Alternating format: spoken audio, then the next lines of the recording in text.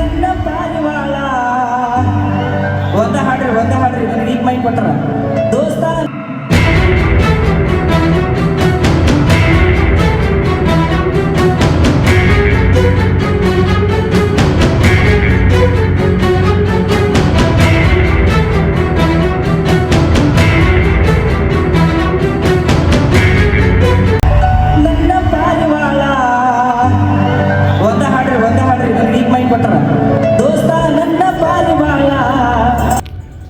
ಕಿತ್ತೂರು ಉತ್ಸವದಲ್ಲಿ ಕನ್ನಡದ ಕಲಾವಿದರಿಗೆ ಅಪಮಾನ, ಆಕ್ರೋಶಕ್ಕೆ ಕಾರಣವಾದ ಅಧಿಕಾರಿಗಳನ್ನ ಹೌದು, ಕಿತ್ತೂರು ಉತ್ಸವದ ಸಮಾರೋಪ ಸಮಾರಂಭದಲ್ಲಿ ಕನ್ನಡ ಕಲಾವಿದರಿಗೆ ಅವಮಾನ ಮಾಡಿ ಮುಂಬೈ ಸಿಂಗರ್ ಪರ ಬ್ಯಾಟಿಂಗ್ ಮಾಡಿರುವ ಅಧಿಕಾರಿಗಳು ಬಹಿರಂಗವಾಗಿ ಕಿತ್ತಾಡಿಕೊಂಡಿದ್ದಾರೆ.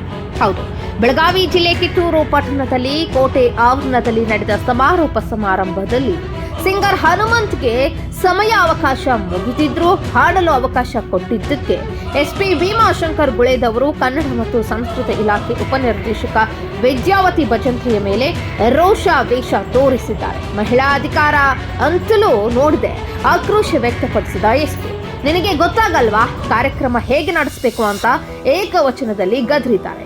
ಯಾಕೆ ಅವರಿಗೆ ಮತ್ತೆ ಹಾಡಲು ಅವಕಾಶ ಕೊಟ್ಟಿದ್ದೀಯಾ ಅಂತ ವಿದ್ಯಾವತಿ ಮೇಲೆ ಎಸ್ಪಿ ಕೆಂಡಾಮಂಡಲವಾಗಿದ್ದಾರೆ.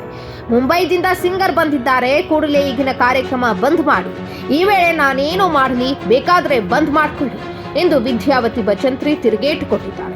ವೇದಿಕೆ ಮುಂದೆಯೇ ಇಬ್ಬರು ಅಧಿಕಾರಿಗಳು ಕೈ ಮಾಡಿ ಮಾತನಾಡಿಕೊಂಡಿದ್ದು, ಇವರನ್ನ ನೋಡಿದ ಶಾಸಕ ಬಾಬಾ ಸಾಹೇಬ್ ಪಾಟೀಲ್ ಮೂಕ ಪ್ರೇಕ್ಷಕನಾಗಿದ್ದಾರೆ.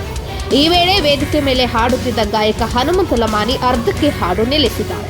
ಕನ್ನಡ ಕಲಾವಿದರಿಗೆ ಅಪಮಾನ ಮಾಡಿ ಮುಂಬೈ ಸಿಂಗರ್ ಪರ ಬ್ಯಾಟಿಂಗ್ ಮಾಡಿರುವ ಅಧಿಕಾರಿಯ ನಡೆ ಕನ್ನಡಿಗರ ಆಕ್ರೋಶಕ್ಕೆ ಕಾರಣವಾಗಿದೆ.